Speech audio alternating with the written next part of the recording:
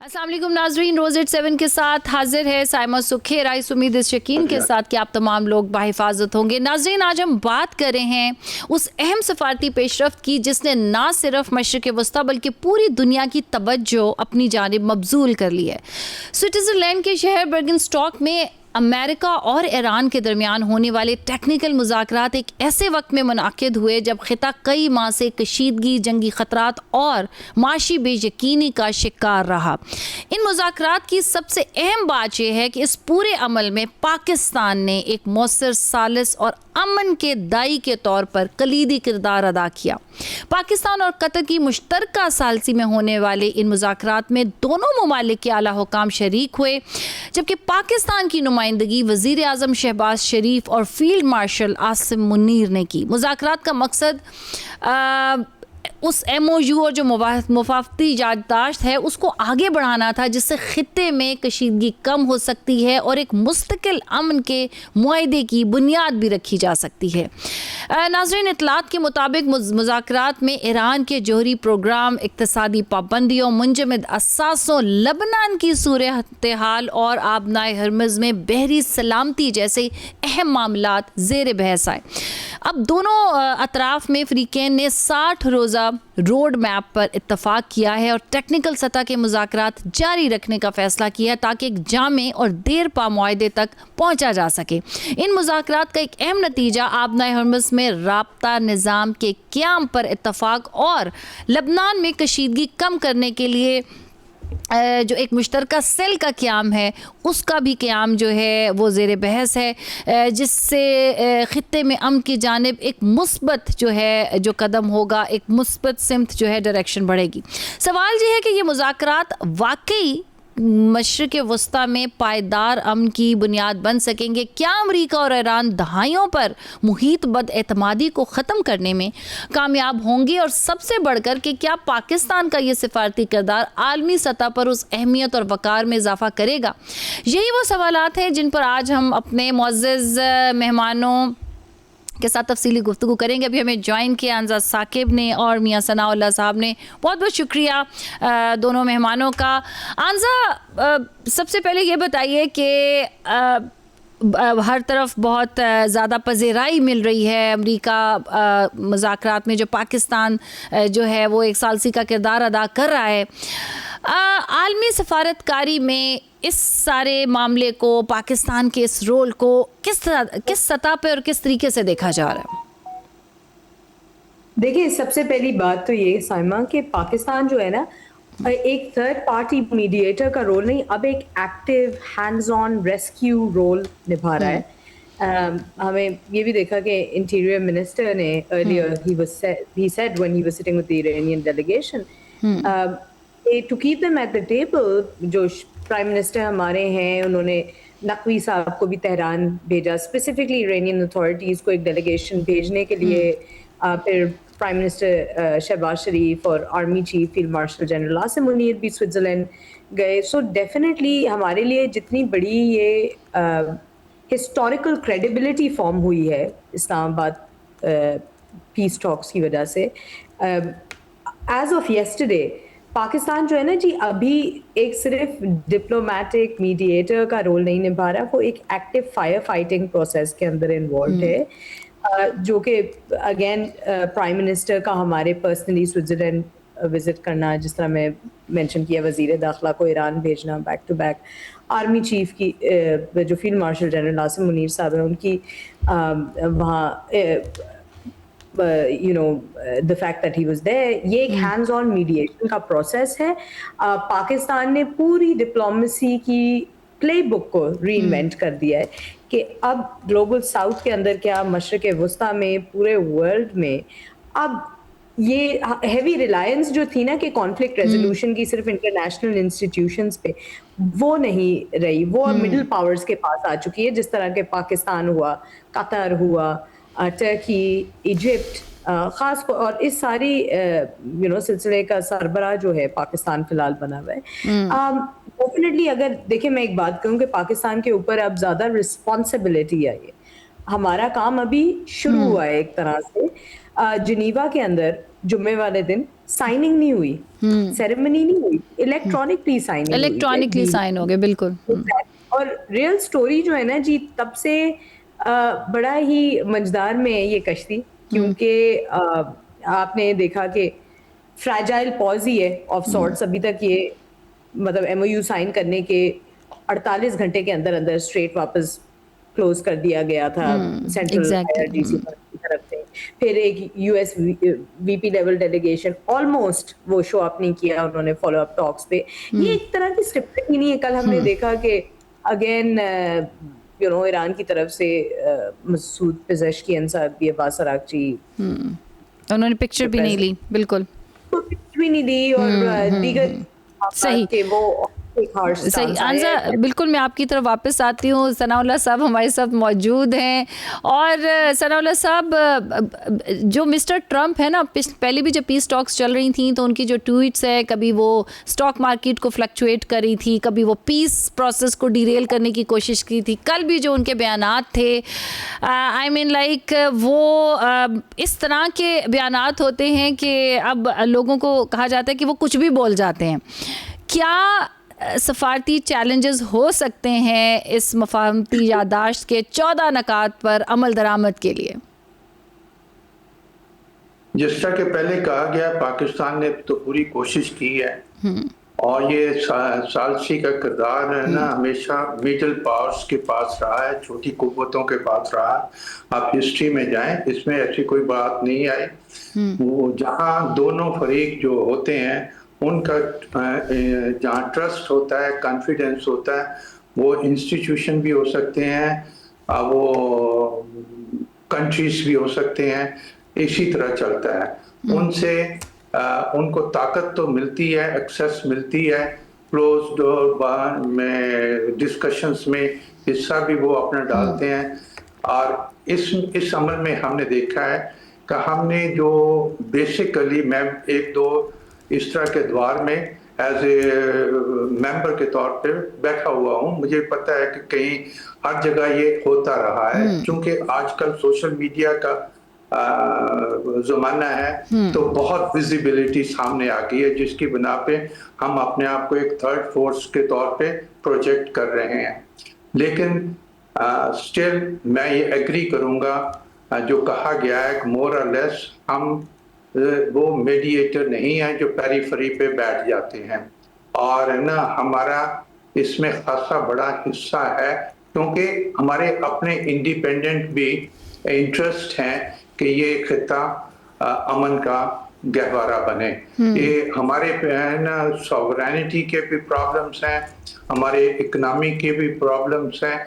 जो ये खिता अमन के साथ रहेगा और ये दोनों जो लड़ाई पेश हैं, इनके दरमियान अमन होगा, तो हमारे अवाम के लिए भी अमन होगा। जी। अब आपने कहा कि इसके खतरात क्या है, मुझे तो इसमें अगरचे अभी तक की तो कंडीशंस कुछ इम्प्रूव होती हुई नजर आती हैं। आपने टेक्निकल सेल्स की बात की है, आपने वर्किंग ग्रुप की बात की है, और ना सेपरेट लेबनान का डीकन्फ्लिक्टेशन सेल भी बना दिया गया है होपफुली, और उस पर प्रेशर भी डाल दिया गया है इसराइल पे का आप बाज आइए अपनी हरकतों से, और फिर ईरान से भी डिमांड किया गया है कि हिजबुल्लाह को भी आप रेन इन करें। तो मेरे ख्याल में बेहतरी की तरफ हम जा रहे हैं, लेकिन पेचीदा मामलात हैं, और इसमें कभी ना step one step forward two step backward की भी आप देखेंगे। उससे मेरे ख्याल में घबराने की कोई ज़रूरत नहीं है, एज लॉन्ग एज आपकी हुर्मत ना खुल जाए, बिल्कुल खुला रहे, खुली रहे, और बहुत बड़ी ना जंग शुरू ना हो जाए। एक टूटी फूटी या लंगड़ी लूली अगर सीज फायर रहती है intact, I think that is a big achievement. बिल्कुल बिल्कुल। अच्छा आंजा, इन्होंने बड़ी मज़े की बात की है, वाकई ये बात सही है। टाइम्स इस तरह की एनवायरनमेंट में, फोरम्स में, it's like a one step backward and two steps forward. But जो एक इशू है, जो कल भी हम एक बेयकीनी की सूरत हाल हमने देखी कि ईरान और अमेरिका के दरमियान दहाइयों पर मुश्तमिल जो ये पुरानी कशीदगी और एक ट्रस्ट डेफिसिट है, और ऊपर से मिस्टर ट्रम्प के ये बयानात। हम पहले सुन रहे थे कि जी गारंटी कौन देगा, इजराइल की गारंटी कौन देगा, मिस्टर ट्रम्प की अब तो पूछने का दिल करता है कि उनकी गारंटी कौन देगा। गारंटर कभी कहा जाता था शायद चाइना हो सकता है, या कौन गारंटी देगा इन सारे 14 निकात पे अगर दस्तखत हो भी जाते हैं, इवन दो कि things are proceeding towards the positive side, जैसे कि एम्बेसडर साहब ने भी कहा, सनाउल्लाह साहब ने, कि चीज़ें बेहतरी की तरफ जा रही हैं, बट कोई गारंटी है कि कितने अरसे तक ये चलेगा, क्या होगा? ट्रस्ट डेफिसिट मौजूद है। कल भी हमने देखा, अभी हमने जिक्र भी किया कि पिक्चर भी नहीं ईरानी वफ्द ने उतरवाई, तो यानी कि एक टेंशन और फ्रिक्शन मौजूद है।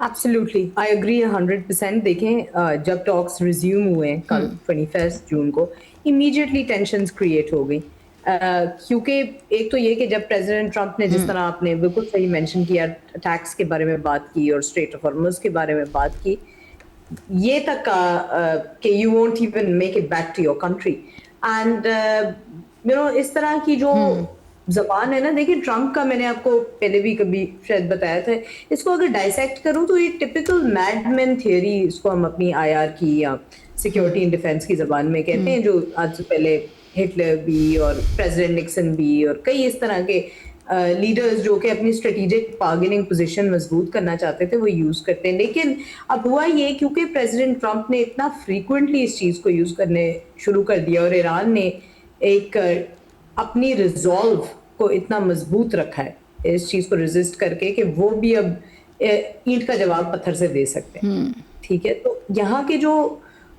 जुमे वाले दिन इन पर्टिकुलर जो एक टेंशंस हुई थी, और पहले लॉजिस्टिकल इश्यूज पे ब्लेम कर दिया गया, इजरायली मिलिट्री की तरफ से भी एक सर्टेन स्टेटमेंट्स आती रही हैं, क्योंकि ऑब्वियसली वो तो पार्टी है ही नहीं एमओयू के, वो तो कहते हैं हम हमारे पे बाइंडिंग नहीं। सो आई थिंक एक सबसे पहली कोशिश जो पाकिस्तान को करनी चाहिए कि किसी तरह से इन नेगोशिएशंस के खत्म होने से पहले, यानी कि वो 60 दिनों का टाइम खत्म होने से पहले, इस एमओयू को कोई ना कोई, देखिए क्योंकि एमओयू कभी भी लीगली बाइंडिंग नहीं होता। बिल्कुल बाइंडिंग सूरत हाल में तब होगा जब कोई इंस्टीट्यूशनल फ्रेमवर्क इन प्लेस होगा, जिस तरह के यूएन सिक्योरिटी काउंसिल का कोई फ्रेमवर्क है, कोई ट्रीटी एक्सेट्रा। तो उससे ये दोनों ममालिक जो है ना काफी हद तक पाबंद हो जाएंगे। फिर ये स्टेटमेंट से और नैरेटिव से कुछ नहीं होएगा। सो डेफिनेटली एक रेड लाइन हमने कहा लबनान भी है, और at the end of the day हमें ये भी पता है कि इस अगर मैं ग्लोबल चेंजिंग वर्ल्ड ऑर्डर की बात करूं और इस पर्टिकुलर सिचुएशन को अर्लियर सिचुएशंस में कि अभी क्या हो सकता है, सबसे पहली बात कि इस फ्रैजाइल पीस को क्या चीज है जो ब्रेक कर सकती है, तो मुझे यहाँ 3 अपेरेंट रिस्क्स नजर आ रही हैं। नंबर 1, लबनान के ऊपर ईरान और इजराइल ऑलरेडी एक कॉन्ट्राडिक्ट कर रहे हैं एक दूसरे के विड्रॉल टर्म को, और ये अनरिजॉल्व्ड है, ये एड्रेस भी नहीं हुआ मामला। सेकेंडली, वेरिफिकेशन डिस्प्यूट्स है ना, ओवर एनरिचमेंट एंड डस्ट रिमीडिएशन, जो JCPOA के टाइम में तो अनलिमिटेड पावर्स थी IAEA के पास। सो अगेन तीसरा जो सबसे बड़ा स्पॉइलर मेरे नजर में बन सकता है, इजराइल जो है यूनिलैटरली अब तो US ईरान फ्रेमवर्क के बाहर आके वो बार बार यही जस्टिफिकेशन यूज करता है, हम तो जी बाउंड ही नहीं, हमने तो MOU साइन ही नहीं किया। So what would it take to hold this? So मुझे यही लगता है कि एक तो दोनों तरफ से कोई जॉइंट स्टेटमेंट आई है, पाकिस्तान की तरफ से एक म्यूचुअल एक्सेप्टेड टेक्स्ट आए, जिस तरह मैंने मेंशन किया, जहां पे कोई ना कोई मैकेनिज्म हो कि इजराइल के जो लेबनान ऑपरेशंस हैं इनको किसी तरह से शमूलियत की जाए, इनकी अलाइनमेंट की जाए with the deal, even though Israel is not a signatory, और टेंजिबल सैंक्शंस रिलीफ की बात की जाए, जो कि इरानियन लीडरशिप को भी एक पॉइंट मिले डोमेस्टिकली उस चीज को जस्टिफाई करने का। थोड़ा सा अगर कंपैरिजन करूं तो बैक इन द डे इस चेंजिंग वर्ल्ड ऑर्डर के हवाले से कैंप डेविड और एब्राहम अकॉर्ड्स की भी बात होती है, नॉर्मलाइजेशन एग्रीमेंट्स की बात होती है, और कभी कई हमने पहले ये भी देखा कि अमेरिका की तरफ से कुछ ऐसी स्टेटमेंट्स भी आई थी कि जी एब्राहम अकॉर्ड्स की बात की गई थी, जिसमें हमारे इसहाक डार साहब ने बड़े ब्लंटली लेकिन पोलाइटली नो कहा था पाकिस्तान के लिए ये एक रेड लाइन। सो यहाँ से ये एक सीज फायर नेगोशिएशन फ्रेमवर्क तो बनने जा रहा है, लेकिन both Pakistan and Iran I think are very clear कि यहाँ पे कोई कॉम्प्रोमाइज नहीं होगा, ये एक रेड लाइन है। सो डेफिनेटली एक्टिवली जो यहाँ पे एक स्पॉइलर बन रहा है इजराइल, वो वहाँ पे सबसे बड़ी बात जो है ना जी, नेतन्याहू का एक अपना सियासी एजेंडा, क्योंकि उसके हाथ से वैसे ही उसकी सियासत निकलती जा रही है। बहुत ज्यादा डिक्लाइन आए हैं, तेल अवीव से लेके जेरूसलम से लेके बड़ी बड़ी रैलीज उसके खिलाफ, करप्शन के केसेस खुल गए, प्रेसिडेंट ने उसके खिलाफ स्टेटमेंट दे दी है। तो इसको नेक्स्ट एजेंडा के साथ कंफ्यूज नहीं किया जाए। पहली दफा ये भी हुआ है कि जेडी वैंस ने भी प्रेसिडेंट ट्रंप को बड़ी हार्श स्टेटमेंट्स दिए नेतन्याहू के खिलाफ। सो आई थिंक यहाँ इजराइल से बड़ा स्पॉइलर फिलहाल नेतन्याहू है, ही मस्ट गो। और आई थिंक एक कैपेबिलिटी को हम नहीं देख रहे, वहाँ ये लॉफेयर वाला जुमरा है। हमने काइनेटिक चीजों को काफी हद तक टैकल कर लिया, ऑन काइनेटिक। जी सनाउल्लाह साहब, आप क्या कहना चाहेंगे इसके ऊपर कि अभी जैसे कि कल पूरी दुनिया की नज़रें लगी हुई थी, वफूद भी पहुंचे, लेकिन ऐसा कोई कंक्रीट टेंजिबल फॉर्म में कोई चीज़ सामने नहीं आ सकी। इट्स स्टिल वेरी वेग कि क्या होगा, क्या हो रहा है। टेक्निकल टीम्स की मुशावरत तो बहुत अरसे से जारी थी। पिछली दफ़ा जब ईरानी वफ्द नहीं आया और जहाँ पर जब एक मुज़ाकरात का सा समा बना हुआ था और वो नहीं हुए, तो तब भी यही कहा था कि जी सेकंड टियर की जो डिप्लोमेसी है वो जारी है, टेक्निकल टीम्स और सब बैठे हुए हैं सर जोड़ के और चीज़ें हो रही हैं। तो कल के इस सारे सिनेरियो को आप कैसे देखते हैं? ये टेंजिबल रिजल्ट्स क्या हैं, क्या हो सकते हैं, वो प्रोसीजरल मेथड जो और सिस्टम जो है वो इवॉल्व हो रहा है। आपने ग्रांटर की बात की है या ये MOU बाइंडिंग नहीं है, बिल्कुल सही बात है, लेकिन इसके बाद अभी MOU तो साइन हो गया, उसके बाद डील पे साइन सिग्नेचर होंगे। और 14 नकात में से एक नुक्ता ये भी है कि वो मैंडेटरी करार पाएगा थ्रू रेजोल्यूशन, UN रेजोल्यूशन के, तो वो मैकेनिज्म बनेगा, वही एक गारंटी होगी। अगरचे वो भी एब्सोल्यूट गारंटी नहीं है। अगर GCAO को देखें आप, तो वो भी साइन हुआ था UN का, वो अमेरिका ने, और वो एक आलमी सतह का था, यानी वो बायलैटरल एग्रीमेंट नहीं था।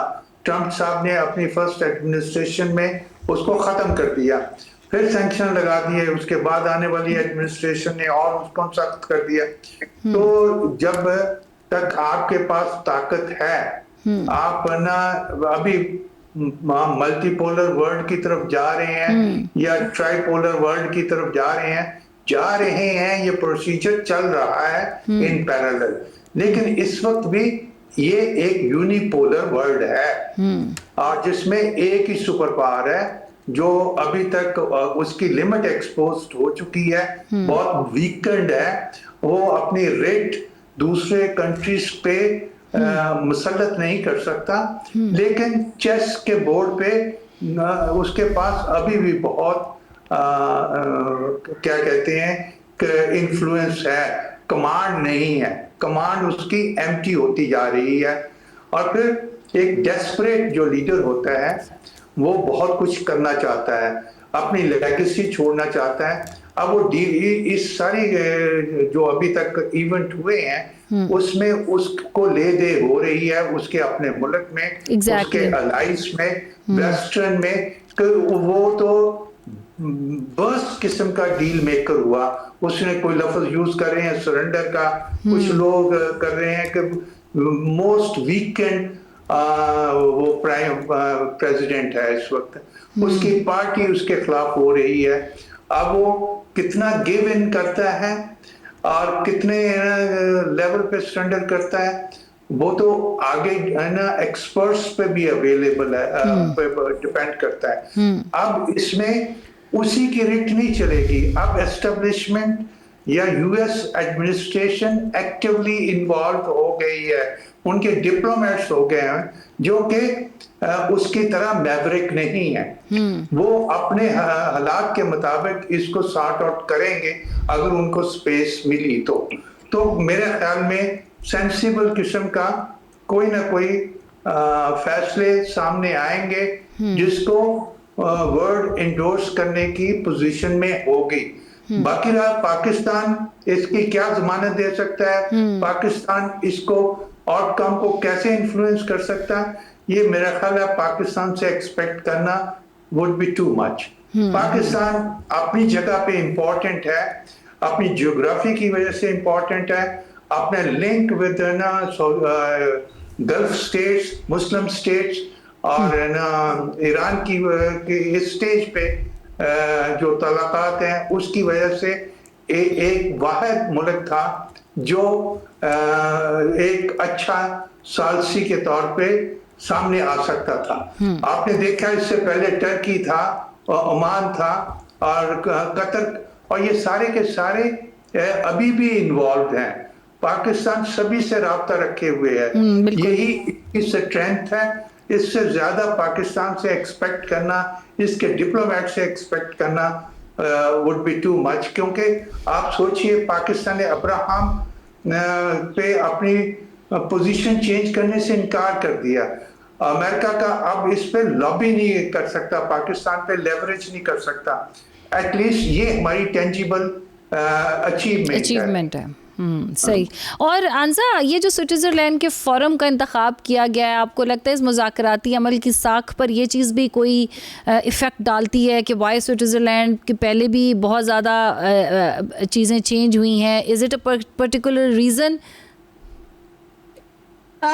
देखिए, आई थिंक एक न्यूट्रल टेरिटरी होना बहुत ज़रूरी था। आई थिंक इंटरनेशनली अगर देखें, मुझे being a Pakistani as well, I think the cost of बार बार होस्टिंग दीज टॉक्स इन, लेकिन कल बहरहाल ईरानी वफ्द आ रहा है पाकिस्तान।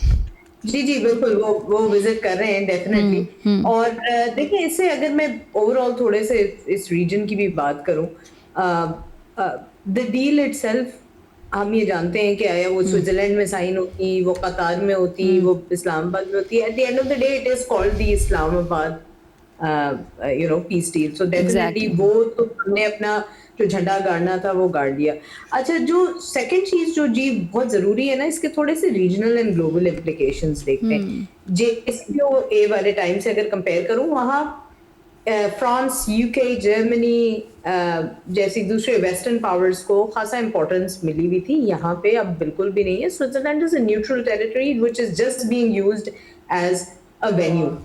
तो इस चीज को तो हम 100% एस्टैब्लिश कर रहे हैं। इट्स नॉट जस्ट अबाउट कि किस थिएटर में ड्रामा परफॉर्मेंस दी जा रही है। सही जी, परफॉर्मेंस करें। सो डेफिनेटली अब इसका देखिए कि 2-3 चीजें यहाँ मद्देनजर रखने वाली है, despite of who the actors are. Israel और US का रिलेशनशिप, सो डेफिनेटली नेतन्याहू का पॉलिटिकल एक हीट उसको मिल रही है, साइडलाइन कर दिया गया है वो इस वॉर के अंदर। ये भी एक डेवलपिंग सिचुएशन है। दूसरी चीज, जो ईरान और सऊदी का गल्फ के अंदर बैलेंस ऑफ पावर है, सो दोनों की एक हिस्टोरिकली एक किस्म की पोजीशंस थोड़ी सी हॉस्टाइल रही थी। यहाँ पे ईरान के अंदर अब थोड़ी सी लोग कहेंगे कि वीकेंड एक तरह से डिकैपिटेटेड लीडरशिप थी after the assassination of Ayatollah Khamenei साहब जो सीनियर थे, और प्रोलॉन्ग्ड एक इकोनॉमिक डैमेज भी रहा है। एक सक्सेशन प्रोसेस जो था वो भी एक under the advent of war था। सो ईरान ने उस सारे प्रोसेस को जिस तरह से कम बैक किया, रिजॉल्व किया। गल्फ स्टेट्स जो है ना, इसको एक कन्फ्रंटेशन कभी भी ईरान के साथ नहीं करना चाहेंगे। तो आई थिंक सऊदी पे किसी ना किसी तरह से ये चीज रियलाइज हो गई, और बाकी भी पूरे स्टेट्स में, वेदर इट वाज बहरीन, कतार, Kuwait, and they all realize कि जितने भी जहाँ US बेसिस बनाए हुए थे ना, वो एक लाइबिलिटी ज्यादा साबित हुए बनिस्बत इसके कि वो एक एसेट के तौर पे काम करें। बिल्कुल, बहुत बहुत शुक्रिया। जी अंजा, आप अपनी बात कंप्लीट करें, फिर हमें एक ब्रेक की तरफ भी बढ़ना है। जी मैं सिर्फ ये कह रही थी कि अब यहाँ रशिया और चाइना का भी एक बड़ा भरता हुआ किरदार है। सर ने अच्छी इंटरेस्टिंग बात की थी, लेकिन मेरा ये जाती राय है कि हम एक मल्टीपोलर वर्ल्ड की तरफ ही शामिल हो चुके हैं ऑलरेडी उसके अंदर। बिल्कुल। जी सनोल साहब, एनी क्लोजिंग रिमार्क्स? बेसिकली बातें तो बहुत सी कही जा सकती हैं, लेकिन ना ये कह देना कि जी चाइना, रशिया इनको हेल्प कर रहे थे। आप ना रशिया के बारे में तो स्टेटमेंट भी थी, उनकी मुलाकात भी हुई थी, वो तो सामने है। ईरान की तरफ से उनकी सॉवरेनिटी की बातें हुई और उनको सपोर्ट मिलती रही, लेकिन चाइना की एक पॉलिसी बहुत वाज़ेह है और वो बहुत सख्ती से उस पे अमल पैरा रहते हैं और रहेंगे। ये जहाँ तक मैंने भी वहाँ काम किया हुआ, तो मैं और अच्छी तरह अभी भी कांटेक्ट में हूँ कुछ थिंक टैंक्स वगैरह के, तो वो जब वॉर पे होते हैं कंट्रीज, उसको किसी किस्म की वो वेपन्स नहीं देता, और उसका चाइना के साथ अलाइंस वाला सिलसिला नहीं है कोई, वो उसके अलाइंस नहीं है, फ्रेंडली कंट्रीज हैं और उनके इकोनॉमिक इंटरेस्ट हैं। बाकी ये बात सही है, मैंने भी कहा कि मल्टीपोलर वर्ल्ड का इन पैरेलल स्टार्ट है, लेकिन अभी तक यूनिपोलर वर्ल्ड है इस सेंस में कि उसकी वो लिमिट नहीं रही, वो पावर नहीं रही, वो ना जो वो वील्ड करता था चंद साल पहले। अब आ गया कि जी टेंजिबल रिजल्ट्स क्या रहे। अमेरिका ने बहुत कुछ सीखा है अब और बहुत कुछ खोया है, जरा थोड़ा सा उसने पाया भी है। उसने ईरान को फिजिकली डैमेज इतना कर दिया है, और उसके बाद जितनी ये $300 बिलियन की बातें कर रहे हैं, $6 बिलियन की ना उससे ताकत से बात कर रहे हैं, इस पे इतनी रिस्ट्रिक्शन लगाएंगे। ईरानी diplomats very are good diplomacy में और नेगोशिएशन में भी सख्त हैं। होपफुली वो अपना सेंस बरकरार रखते हुए अपने लिए जो ट्रैप्स बनाए जा रहे हैं उसमें जगह रखेंगे, स्पेस रखेंगे। मैं उनके लिए ये दुआ करता हूं कि उनके जिस तरह उन्हें स्टेडफास्ट रहे हैं इन फाइटिंग, वो डिप्लोमेसी और टेबल है ना जो है उसके ऊपर भी इतने स्टेडफास्ट रहे। जी शुक्रिया बहुत बहुत आपका सनाउल्लाह साहब। आंजा साकिब हमारे साथ मौजूद थी। नाजरीन, गुफ्तगू का सिलसिला जारी रहेगा। अभी वक्त हुआ जाता है एक छोटे से कमर्शियल ब्रेक का, हमारे साथ रहिएगा।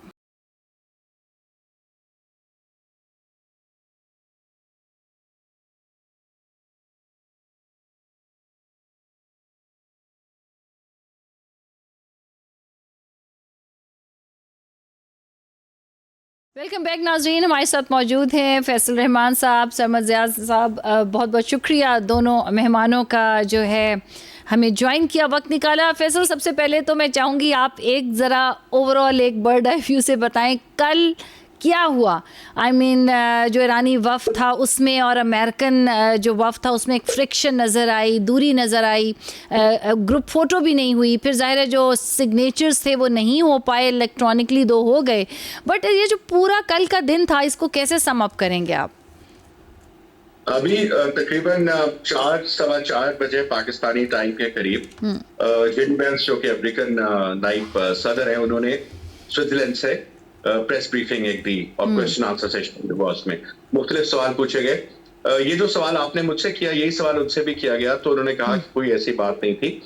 ऑब्वियसली जब कोई बंदा हमारे मुल्क के बारे में बात करेगा, he was referring to the president of Iran Pezeshkian साहब का, उन्होंने कहा कि उन्होंने अमेरिका के बारे में बोला कुछ, तो मैं होता या प्रेसिडेंट कोई भी होता हमारी जगह, तो उसने भी यही जवाब देना था रिटेलिएशन में। लेकिन इन ये जो तबादला हुआ, ट्रंप की ट्वीट या उससे पहले उसके बाद ईरान का रिएक्शन, उसमें बिल्कुल डेफिनेटली सदाकत है, क्योंकि जितने भी मीडिया चैनल्स हैं वो ये बात कर रहे हैं कि वो उठ के चले गए। लेकिन according to JD Vance, obviously उसने टीवी पे आके बात की है प्रेस कॉन्फ्रेंस में, कि रात के 1 बजे यानी कि स्विट्जरलैंड के 1 बजे तक रात के नेगोशिएशन चलती रही और उसमें डिफरेंट इश्यूज पे बात हुई। उसमें न्यूक्लियर इश्यूज के हवाले से बात हुई, उसमें जो पैसा ईरान को दिया जाएगा और फिर ईरान ही उससे अमेरिकन प्रोडक्ट खरीदेगा, यानी कि चाहे वो उसको गंदम चाहिए, चाहे उसको मेज चाहिए, चाहे भी कोई भी खाने पीने की खुराक चाहिए, तो लिहाजा कुछ इस तरह की डील और बातचीत हो रही है।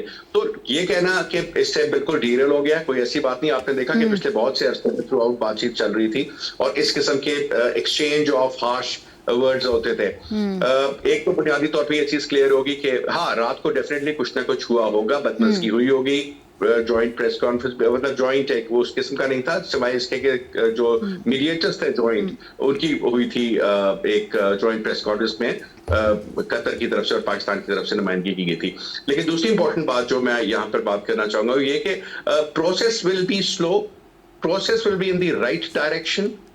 इफ्स एंड बट्स बहुत आएंगे, बहुत जगहों पे छोटे मोटे मसाइल होंगे, और ये देखिए जैसी पोआ भी तो था, उसमें बड़ा टाइम लगा था, 2 साल 2.5 साल। तो सिर्फ ये मुझे अभी भी याद है कि उनके अहमदी नजात साहब उनके होते थे president, and the best negotiator ever जिसको कहा जाता है वो जवाद जरीफ साहब थे, the foreign minister of Iran. So अगर उन जैसे लोगों को इतना टाइम लगा, ओबामा की रेजिम जो कि 4 ही थी और जिसमें कि जर्मनी और P5+1, you remember that formula, जिसमें जर्मनी समेत दीगर तमाम सिक्योरिटी काउंसिल के मेंबर्स मौजूद थे, और रूस की बहुत सपोर्ट थी, चीन की बहुत सपोर्ट थी, तो वो काफी हद तक पाए तकमील तक पहुंची। यहाँ पर हमें इसलिए लग रहा है, एक तरफ तो कैरेक्टर है डोनाल्ड ट्रंप, दूसरी तरफ ईरान के ऊपर हमला होने के बाद बातचीत जारी है, और उससे पहले भी पिछले साल तकरीबन इन्हीं दिनों में, या फिर के पीछे चले जाए तो के महीने में अटैक भी हुआ था। तो इन सारी चीजों को मद्देनजर रखते हुए आप देखें कि जो डेवलपमेंट्स हुई हैं, जिस तरह के अलायंसेस बन रहे हैं, जिस तरह के कंसर्न्स डेवलप हो गए मिडिल ईस्ट में, so it won't be as easy as JCPOA, remember. So अगर हम समझते हैं कि 60 दिन में सब सेट हो जाएगा, सब हंकी डोरी बेहतरीन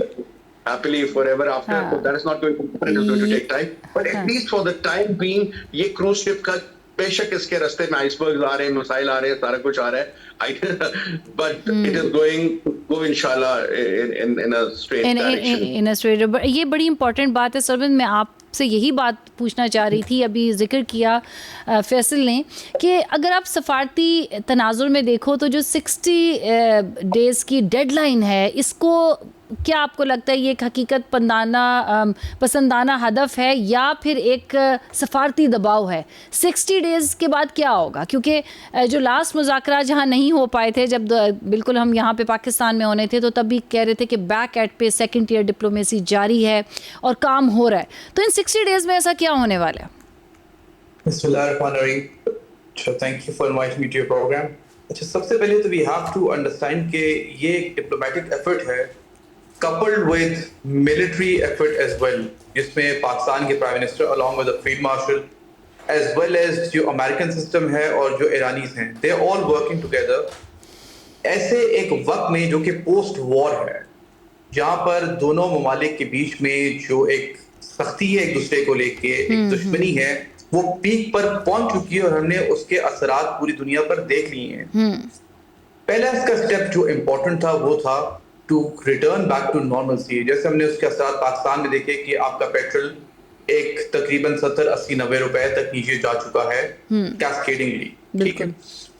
अब तमाम ममालिक जो हैं वो चाहते हैं कि ये पीस डील हो, और इसके लिए हमें अमेरिकन प्रेसिडेंट की साइकी समझने की बहुत ज्यादा जरूरत है। लेट्स गो बैक टू, आप जब ये तालिबान के साथ एग्रीमेंट हो रहा था और डोनाल्ड ट्रंप जिस टाइम पे प्रेसिडेंट हुए थे, बने हुए थे, इन्होंने पहले सारी जो लाइंस ऑफ कम्युनिकेशन थी, डायलॉग थे, वो खत्म कर दिए ताकि वो इस सिलसिले को जो कि पहले से चल रहा था उसको खुद से स्टार्ट करें and then take the ownership of that thing. इसी तरीके से हम इसके नजर में इस अगर ईरान की डील को भी देखते हैं तो वंस अगेन डोनाल्ड ट्रंप चाहता है कि वो इस पर पूरे भरपूर तरीके से अपनी ऑटोनॉमी और अमेरिकन सुप्रीमेसी को ऊपर रखे, इवन एट अ टाइम जब उनको समझ आ चुकी है कि ईरान के साथ जंग उनके लिए किसी भी सूरत में जीत का एक तस्वर जो था वो नहीं बन सकता, वो रियलाइज नहीं हो सकता। तो अब उनकी भरपूर कोशिश है, और ये आप ना सिर्फ उनके अल्फाज, ये आप उस MOU जिसमें 14 नुकात हैं उसमें भी आप उन नुकात को समझते हैं कि ये सारे के सारे जो मामलात हुए हैं ये basically American are basically now acquiescing, वो लीवे दे रहे हैं, वो रास्ता छोड़ें ईरानियों के लिए कि वो किसी तरीके से न्यूक्लियर ऑप्शन को छोड़ दें और हर चीज वापस पहले की तरह हो जाए। एक दूसरा, डिप्लोमेटिक एफर्ट्स मुसलसल चलते जा रहे हैं, कोई मुल्क भी ऐसा नहीं, इवन ईरान, वो आप अगर उनकी अगर बॉडी लैंग्वेज देखें वो इस टाइम नजर आते हैं कि वो नाराज हैं, और शायद इसी वजह से वो मुसाफिया भी नहीं कर रहे, इसी वजह से वो ग्रुप फोटो भी नहीं खींच रहे कि देखिए they are the party which was injured, they are the injured party, और उनका फौरन से मंजरे आम पे आके हाथ में लाना, तस्वीर खिंचवाना, और वो भी उस मौके पे कि जबकि ये पीस डील एक्सट्रीमली फ्रेजाइल है, जिसको हमने कल देखा कि एक मतलब फिर अमेरिकी सदर ने एक स्टेटमेंट अपने उस पे दी सोशल मीडिया पे कि जहां पर उन्होंने वाजे कहा कि हम फिर से हमला कर सकते हैं। तो इस चीज को नजर में रखते हुए ईरानी कोशिश करेंगे कि वो किसी भी किस्म की पीस डील के लिए जो एक फोटो ऑप्स होता है वो ना होने दें जब तक कोई वाज़ेह सॉलिड चीज मंजर आम पर आती है। और ईरानी चूंकि इस वक्त एक बेहतर पोजीशन में है, वो जंग उनके साथ हो चुकी है, पर एट द सेम टाइम वो जंग से एक तरह की उनको फतह भी हासिल हुई है, क्योंकि उसमें तमाम फवायद हम ईरान की तरफ जाते हुए देखते हैं। बिल्कुल। अच्छा फैसल, आप ये बताइएगा कि अभी फ्रिक्शन किस चीज़ में है? लाइक अगर हम इकनॉमिकली बात करें तो बहुत ही विन विन सिचुएशन है ईरान के लिए। जो 14 नकात हैं इनको पहले कहा जा रहा था कि हम पेश करेंगे अवाम के सामने, फिर खैर ऐसा नहीं हो सका और कुछ इट्स एंड पीसेस में हमारे सामने चीज़ें आ रही हैं। $25 अरब तकरीबन जो रुकी हुई फ्रीज्ड अमाउंट है वो 50% फ़ौरन मिल रही है, फिर कुछ अरसे के बाद जो है 50% होगी, फिर 300 जो है बिलियन डॉलर्स जो हैं वो इसकी दोबारा से तरक्की के लिए, तामीर और तरक्की के लिए ईरान के वो रिलीज़ होने के इम्कानात हैं। फ्रिक्शन कहाँ है? इज़ इट लेबनान और या ये न्यूक्लियर एसेट्स की जो एक वो टेक्निकल कुछ मराहिल हैं उसमें डिले है? क्योंकि अपेरेंटली तो ये ईरान के लिए बड़ी विन विन सिचुएशन है। देखिए 3 चीजें हैं इसमें। अगर आप पहले जो आपका पॉइंट है आखिरी जो बात है उस पर पहले आ जाते हैं। ईरान के लिए इसलिए विन विन सिचुएशन है कि देखिए ईरान कभी भी न्यूक्लियर वॉरहेड बनाना ही नहीं चाहता था और ये इनके लॉ का हिस्सा है। उनके जो खमनई साहब थे उन्होंने हमेशा कहा कि डिस्ट्रक्शन का जिस चीज में हो मदखल वो हमारे लिए हराम है। एक बात।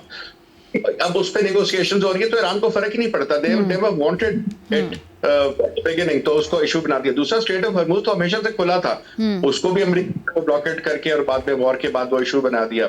तीसरी बात कि ईरान के अंदर वो रिजीम चेंज समझते थे, जैसे वेनेजुएला में किया या जैसे क्यूबा में करना चाह रहे हैं कि छोटा मुल्क हो जाएगा। ऐसे नहीं हुआ। दे वर एक्सपेक्टिंग शायद 2 हफ्ते 3 हफ्ते में या महीने में ये सारा it did not take place. Rather के इरानियन जो थे वो आपस में ज्यादा जुड़ गए, चाहे वो कंजर्वेटिव इरानियंस हो, चाहे वो मॉडरेट हो, चाहे वो लिबरल हो, सारे के सारे एक साथ मतलब उनमें यकजा हो गए वो सब के सब। तो ये सब चीजें ईरान के फेवर में गई। हाँ, तो एक लीडरशिप कोड आया, उसकी जगह उनके पास टियर नंबर 2 टियर नंबर 3 पे भी अगर आप आते हैं तो भी जवान लोग आ गए, डिफरेंट लोग आ गए, जिनको ट्रम्प कहता है कि उनके ख्यालात बहुत डिफरेंट है पहली वाली रिजीम से। बात यह है कि they are younger, they are उन्होंने ये भी हिस्सा देख लिया है कि जिसमें 4000 मासूम ईरानियों को मारा गया, 250 के करीब बच्चियों को शहीद कर दिया गया, आपके सामने वो हुआ। डिस्ट्रक्शन जिस लेवल पे की गई, कुछ समझ नहीं आ रहा था कि जी कभी कहते हैं कि हमने पूरी नेवी तबाह कर दी, पूरी एयरफोर्स तबाह कर दी, ये कर दिया वो कर दिया, फिर कहते हैं जी 82% तबाह कर दिया, 18% रह गया। Mix statements. मुझे तो अभी तक समझ नहीं आ रही कि what is right and what is wrong, what to believe and what not to believe, किसको यकीन करें को ना करें। बड़े मसाइल हैं। वेस्टर्न मीडिया पेश करता है, इधर देखे तो कुछ और सिलसिले हैं। आप आरटी को देखो या इरानियन टेलीविजन को देखो या अल जजीरा को देखो तो एक अलग मौकफ आपको मिलता है। एक बात। दूसरी, आपने शुरू में बात की थी फ्रिक्शन के हवाले से। देखिए सबसे बड़ी जो फ्रिक्शन है ना, वो 2 फ्रिक्शन है। एक फ्रिक्शन है जिसका नाम है इजराइल, और इजराइल भी नहीं है सच, उसको मैं कहूंगा नेतन्याहू। वो अपनी सरकार जंग लड़ रहा है इस वक्त, वो इजराइल की जंग नहीं लड़ रहा। और ये भी उसने देख लिया कि अमेरिका की सपोर्ट के अलावा हमारे साथ क्या हो सकता है, वो हम सब ने देख लिया। बल्कि सरप्राइजिंगली जिस तरह इंडिया पाकिस्तान की जंग हुई थी तो दुनिया हैरान होगी कि एक छोटी एयरफोर्स थे, कम जहाजों के साथ एक बड़ी एयरफोर्स को, एक बड़े मुल्क को टिका के फेंटी लगा दी। इसी तरीके से लगता था कि तबाही निकल जाएगी, इराक बन जाएगा या अफगानिस्तान बन जाएगा। वो खड़े रहे पर वो खड़े हैं, सबसे बड़ी बात ये। तो ईरान की उस लिहाज से देखा जाए तो फतह और अमेरिका के उसने ऑब्जेक्टिव्स या अचीवमेंट रखी हुई थी अपने ज़हन में, वो नहीं हासिल कर सके। दूसरी चीज सबसे बड़ी जो मैंने आपसे बात करनी है, इजराइल का तो एक हिस्सा सिलसिला हो गया, नेतन्याहू का है इसमें प्रॉब्लम, तो सबसे बड़ा एक स्पॉइलर का रोल है। दूसरी चीज है ट्रस्ट डेफिसिट। मैं यकीन कैसे करूं कि मैं जिस कागज पे दस्तखत कर दूंगा और उस पे पाकिस्तान भी दस्तखत करेगा और कतर भी करेगा और उस पे शायद तुर्की भी करे, चलो लेट्स सपोज सऊदी अरब भी करे, अमेरिका को आप ट्रस्ट कर सकते हैं? मैंने say America, I mean to say their president Donald Trump, do you trust him? Statements आप देखें, अमेरिकन तारीख में आज तक मैंने तो मतलब जितना भी पढ़ा है, जितना भी मुझे जिमी कार्टर की बात से याद है, ठीक है, 19 स्काईलैब याद है, मुझे रोनाल्ड रेगन याद है, मुझे जॉर्ज बुश सीनियर याद है, मुझे क्लिंटन का दौरा याद है, उस दौर में क्या हुआ, मुझे फिर बुश का दौर याद है, मुझे ओबामा के सेशंस याद है, इसका उसके बाद सेशन, उसके बाद दोबारा इसका आना, और उससे पहले आपके जो थे पिछले सदर जो बाइडन उनका, तो हर दौर डिफरेंट सिचुएशंस रही हैं पाकिस्तान के लिए भी और खित्ते के लिए भी। लेकिन जब पहली टर्म में स्ट्रेट अवे, आपको याद है पहला विजिट जो पिछली 2016 में जब ये पावर में आए डोनाल्ड ट्रंप, तो इनका पहला दौरा था, आप हैरान हो जाओगे, वो ना यूरोप का था ना किसी और मुल्क का था, वो सऊदी अरब का था, जिसमें इन्होंने कोई कम से कम 700-800 बिलियन डॉलर के उस जमाने में इनसे डील्स कर ली थी, सलमान से और उनके बेटे मोहम्मद बिन सलमान से, जो कि उस वक्त भी क्राउन प्रिंस थे, कि भाई मेरे ऊपर ये, मैं इतने का खरीद लूंगा, इतने का आप मुझसे ये खरीदें। तो एक सेक्शनल अप्रोच थी। और दूसरा उसके साथ इब्राहिम अकॉर्ड की बात की, जेरूशलम आपको याद है वो बना दिया गया, उसको तेल अवीव से हटा करके जेरूशलम को उसका कैपिटल, वहीं पे एम्बेसी शिफ्ट हुई। ये वही दौर था जब यूएई साथ चला गया, सबने कहा यार बड़ा यंग किस्म का, स्मार्ट किस्म का, बड़ा मॉडर्न किस्म का, कोट सूट वाला, अर्ली 30s लेट 20s का इन्होंने एम्बेसडर भेजा यूएई ने इजराइल में। यार तो दम बड़ी बल्ले बल्ले हुई, टीवीओ पे दिखाया गया, जनाब के हर चैनल शो कर रहे कि वो आ रहा है, उसको बोला रेड कार्पेट रिसेप्शन। तो ये जो गठजोड़ था ना यूएई का, ये तब से था इजराइल के साथ, ये कोई नई बात नहीं है। और आज सामने देखें जो मिडिल ईस्ट के पूरे का पूरा एक नक्शा बदल गया। नक्शा इस तरह नहीं कि किसी मुल्क ने किसी के इलाके पे कब्जा कर लिया। यमन का इशू, ओमान का pro Iran because of the regional जो एक इशू है उसके हवाले से, कतर, सऊदी अरब और बहुत से दीगर और ममालिक जिनके ऊपर ईरान ने हमले किए अमेरिकन बेसेस के ऊपर, बहरीन है, बहरीन, कुवैत और यूएई, वो काइंड ऑफ एक ग्रुप नजर आता है। इधर कतर, सऊदी अरब, ओमान थोड़ा न्यूट्रल कर ले, वो एक ग्रुप नजर आता है। तो ये बड़े डिफरेंसेस हैं, G6 के अंदर डिविजन्स पैदा हो गई हैं। आपको नहीं कर सकता था कि सऊदी अरब ने यार यूएई की भेजी हुई इमदाद के ऊपर हमला कर दिया, इसमें गाड़ियां भी थी और असला भी था। ये तो बात समझ नहीं आई, तो फिर पता चला कि हर किसी के अपने इंटरेस्ट है। आज सोमालीलैंड को यूएई एक्सेप्ट कर रहा है इजराइल के साथ मिलकर के, जिसको बहुत बड़े तरीके से अपोज किया।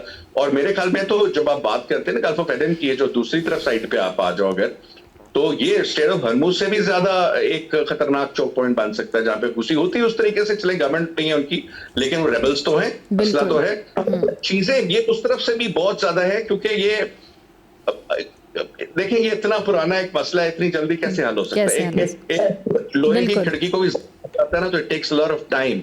एग्जैक्टली। समझ ये बताइएगा कि ईरान ने अपना हॉर्मुज़ की जो जोग्राफियाई अहमियत है उसके पेश नज़र फ्री नेविगेशन की भी यकीन दहानी कराई है। उधर अमेरिका ने अपना हॉर्मुज़ पर टोल टैक्स का भी बयान दिया है। आपको लगता है कि ये हिकमत अमली है अमेरिका की जानिब से या फिर एक संजीदा धमकी है?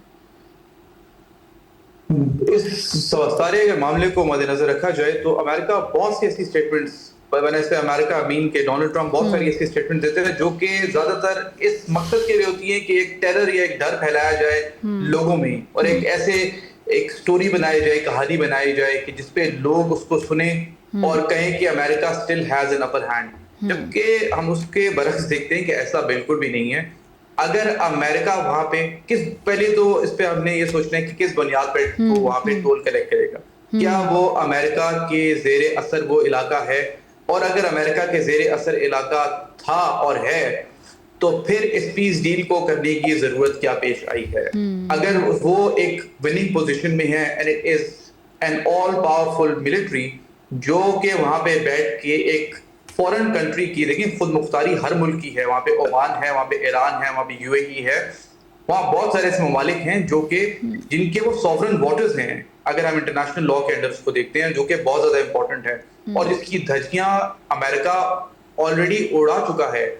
लेकिन उन धज्जियों को उड़ाने के बाद वो फिर डायलॉग के लिए और वो एक मामला फहमी को जहन में रखते हुए फिर से वापस आ रहा है कि एक हम ट्रीटी करें। तो ये ज्यादातर ऐसी है कि धमकी आमेज कि हम 24 घंटे में ईरान की पूरी मिलिट्री को डेसिमेट कर देंगे, और हमने बहुत सारी ऐसी गैर जिम्मेदाराना स्टेटमेंट्स सुनी हैं फ्रॉम द प्रेसिडेंट। और मेरे जहन में जब मैं इसको देखता हूँ, क्योंकि मैं इंटरनेशनल रिलेशंस और स्ट्रेटेजिक स्टडीज का मैं स्टूडेंट रहा हूँ और मैं इसी फील्ड में काम भी करता हूँ, तो मुझे ये जो जर्मन प्रोपेगेंडा मशीनरी जो थी वर्ल्ड वॉर 2 की और जो अमेरिकन या ब्रिटिश जो प्रोपेगेंडा मशीनरी थी, वो मेरे जहन में आती है कि एक जंग को लेके कैसे द स्पिनिंग अ टेल, वो एक कहानी पे कहानी बनाए जाते हैं, वो ऐसे एक तस्वीर बनाने की कोशिश करते हैं कि जिस तरह जो वो बात कर रहे हैं वैसी ही है। और हमने इसकी जिस तरह हमने लास्ट ईयर हमारी इंडिया से जंग हुई कि लाहौर पोर्ट पर इंडिया ने हमला कर दिया। बिल्कुल। तो statements like this which don't make sense, एक तो आपका कंट्रोल नहीं है, फिर आपका इतना असर और रसूख नहीं है, फिर आप एक जंग हार चुकी हैं और उस हारी हुई जंग को आप पूरी दुनिया के आगे एक जीती हुई जंग बना के पेश करना चाह रही हैं। तो ये एक ऐसी बात है कि जो कि इसको आप ऐसे ही देखें कि एक एम्प्टी थ्रेट, जिसको मैं समझता हूँ अपनी महदूद नॉलेज में मैं यही समझता हूँ। मैं आपके जो अपने सवाल फैसल साहब से पूछा उस पर मैं आपको फ्रिक्शन की एक और स्कीम है वजह भी बताता हूँ। जो ज़ायनिस्ट सहूनी या इजरायली लॉबी यूएस में बैठी हुई है, वो भी इस कदर उनका असर है और इस कदर वो इंट्रेंच्ड हैं, उनका दाखला है in the system, American system, कि वो किसी भी प्रॉपर डील को या किसी बात को करने के लिए राजी नहीं है। बिल्कुल, बल्कि वहां से आवाजें उठ रही हैं, उनके जो रिपब्लिकन्स उधर है उन्होंने अपोज किया है इस मुआहदे को, उनके अंदर इख्तलाफात मौजूद हैं। बिल्कुल, मैंने पहली मर्तबा देखा कि अमेरिकन रिपब्लिकन्स, अमेरिकन पॉलिटिशियंस अब खड़े होके बात कर रहे हैं और वो सवाल उठा रहे हैं कि इसराइल फर्स्ट क्यों है। आप मल्टीपल वीडियो सोशल मीडिया पे चलती हैं, जो लोग जाते हैं इनके ऑफिस में और वहां पे लोगों से पूछते हैं कि क्या अमेरिका फर्स्ट है इसराइल फर्स्ट, और मुतअद्दद अमरीकी जो कि अमरीकी गवर्नमेंट में काम करते हैं या इलेक्टेड रिप्रेजेंटेटिव्स हैं, जिसके मिसाल हम कहेंगे हमारे एमएनए से पूछे कि पाकिस्तान फर्स्ट या कोई और मुल्क फर्स्ट, तो वो हमेशा कहेंगे कि पाकिस्तान हमेशा सबसे पहले। तो वो लोग जो कि जिनको अमेरिकी वोटर्स ने वोट दिया है और पावर में लेकर आए हैं, ऑफिस में लेकर आए हैं, वो भी ये सवाल का जवाब देते हुए डरते हैं और खामोशी इख्तियार कर लेते हैं कि अमेरिका फर्स्ट या इजराइल फर्स्ट, जबकि ये एक अजीबोगरीब किस्म की चीज दुनिया में देखी जाती है कि एक मुल्क के लोग अपने मुल्क की जगह किसी और मुल्क को प्रेफरेंस दे रहे हैं। बिल्कुल बिल्कुल। जी फैसल, एनी क्लोजिंग रिमार्क्स? बल्कि क्लोजिंग रिमार्क्स में चाहूँगी अगर आप थोड़ा सा इस पर डाल दें कि ये जो $300 अरब का मंसूबा है, ये आपको लगता है कि ईरान की माशी बहाली के लिए मतलब ये हकीकत पसंदाना है? इज इट रियलिस्टिक, ऐसा हो जाएगा? देखिए, एक तो जो आप 25-26 बिलियन डॉलर की आपने बात की ना, ये वो पैसे हैं जो कि ऑलरेडी ईरान के हैं, फ्रीज हैं। जी, ये कुछ मेरे ख्याल में 7 लाख रुपए कह रहा हूँ ये आपकी कुछ $7 अरब इसके थे। कुछ इंडिया ने दिए हुए थे, कुछ कतर में है, बिल्कुल, कुछ साउथ कोरिया के भी थे। तो ये वो पैसे इनको मिलने चाहिए। उसके अलावा जो आप बात करी ना 300 बिलियन के लिए और ये सारा कुछ, शुरू में मैंने कहा था कि जी कुछ 700 अरब से लेकर के $1 ट्रिलियन तक का हमारा नुकसान हुआ है। अब आई डोंट नो वो किस करेक्ट है या नहीं है, ऑब्वियसली बॉम्बार्डमेंट तो काफी हुई है, लेकिन क्या नुकसान हुआ है? एनर्जी इंफ्रास्ट्रक्चर तबाह हो गया है या उनकी ऑयल प्रोड्यूसिंग उसके ऊपर हुआ है अटैक या जो भी, वो तो खैर बात की डिटेल्स है बहुत सारी। कहते हैं ना जंग में सबसे पहले जो कत्ल होता है ना वो होता है सच का। तो हमें एग्जैक्टली नहीं पता कि क्या अमेरिकन सुनोगे तो लगेगा पूरा ईरान तबाह हो गया, ईरान को सुनोगे कहते हैं हम फर्स्ट क्लास से आपके सामने भाई सब नॉर्मल चल रहा है। तो एक ये चीज। दूसरी आपने जो बात की ना कि ये जो 300 अरब है, ईरान के अपने जो पैसे हैं जो ओवर पीरियड ऑफ टाइम जो फ्रीज कर दिए गए थे, उनका इंटरेस्ट वगैरह मिला के वो भी तकरीबन कोई, और फिर लोगों के जो पर्सनल अकाउंट लोग जिस रूस के साथ किया गया। आपको याद है वो एक फुटबॉल क्लब खरीदना था, ओनरशिप थी रशिया के एक बिलियनर के पास, कौड़ियों के दाम बेचना पड़ा 4-5 बिलियन का। मतलब आई एम जस्ट सेइंग कि बहुत सारा ऐसा पैसा जो कि लोगों का फ्रीज हुआ है और गवर्नमेंट ऑफ ईरान का फ्रीज हुआ था सिंस 1979 ऑनवर्ड्स, वो भी अगर आप कंपाउंड फैक्टर डालें तो वो 250-100 बिलियन डॉलर्स के करीब बन जाता है। तो वो पैसा जिनको वो अलग है। फिर अगर आप रिकंस्ट्रक्शन की बात करें तो 300 अलग होगा, तो डिमांड्स में वो भी डाला गया है। ठीक, ओपनिंग की बात कर रहे हैं वो बात कर रहे हैं कि इस पे एट सम स्टेज, अभी वो इन्होंने ये नहीं कहा कि हम 60 दिन तक तो चलो हम नहीं लेंगे टोल कोई भी, लेकिन वो टोल तब उनके लिए जरूरी हो जाएगा कि जब अब तो हमारा बनता है, ये तो एरिया ही हमारा, जैसे बात की अभी हमारे साथ दूसरों कि अगर आप स्ट्रेट ऑफ हॉर्मुज़ की जो डिस्टेंस देख लो ना दोनों मतलब शोर्स का फ्रॉम ईरान टू ये इलाका कुछ यूएई के साथ लगता है, लेकिन जो टॉप ऑफ जो एक नोक्स की बनती है वो ओमान का इलाका है। देखिए ये बड़ा इंटरेस्टिंग है, इसके फैक्टर्स भी बात करेंगे इस पे। तो वो तकरीबन 30 किलोमीटर की जगह पे 22 किलोमीटर है, ऐसे है। तो 12 भी अगर आप डालें तो 24 किलोमीटर तो होता ही होता है। तो ये तो पुतिन का हो गया ना। फिर बाद में जो देखें स्ट्रेट जो है वो ऑब्वियसली वो क्योंकि वो इतना इंपॉर्टेंस है, उसकी स्ट्रेटेजिक इंपॉर्टेंस है कि वो गुजर जाए, वहां से बहरी जहाज गुजरे और वो सारा आपको जब आप देखते हो आजकल टेलीविजन के ऊपर के ट्रैफिक को, तो बंदा हैरान नहीं हो जाता कि इतनी छोटी सी जगह पे ऑयल वाले हैं, कुछ गैस वाले हैं, कुछ आ रहे हैं, कुछ जा रहे हैं, कुछ इम्पोर्ट, कुछ एक्सपोर्ट, तो इट्स कंफ्यूजन बेसिकली। 800 वहां पर जहाज की हम ये बात नहीं करें कि छोटा हवाई जहाज जितना, एक एक जहाज 300-300 मीटर लंबा है। जस्ट इमेजिन, इन जहाजों को आप लाइन में अगर बिल्कुल जोड़ के भी खड़ा करते हैं तो 1 किलोमीटर लंबे हो जाते हैं। जस्ट इमेजिन, सही। बहुत शुक्रिया फैसल, आपने हमें ज्वाइन किया। समद, आपका भी बहुत बहुत शुक्रिया। नाज़रीन, इसके साथ ही प्रोग्राम का वक्त खत्म हुआ जाता है। आपसे मुलाकात होगी कल इसी वक्त इसी जगह। अपना बहुत सा ख्याल रखिएगा। साइमा सुखेरा को इजाज़त, अल्लाह हाफिज़।